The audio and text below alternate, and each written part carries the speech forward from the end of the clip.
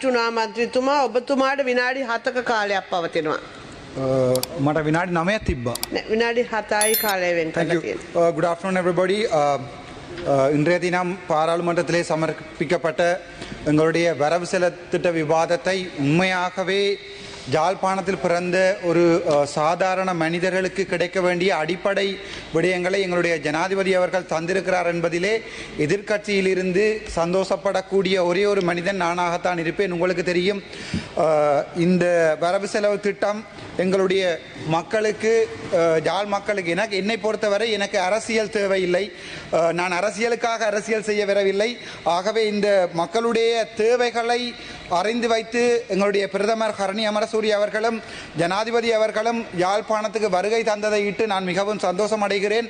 யாழ்ப்பாணத்துக்கு பெருமை இது உண்மையாகவே வடக்கிற்கான பட்ஜெட்டாகவே நாங்கள் இதை கருதுகிறோம். இதுக்கு உங்களுடைய மெத்த நன்றிகளை தெரிவித்து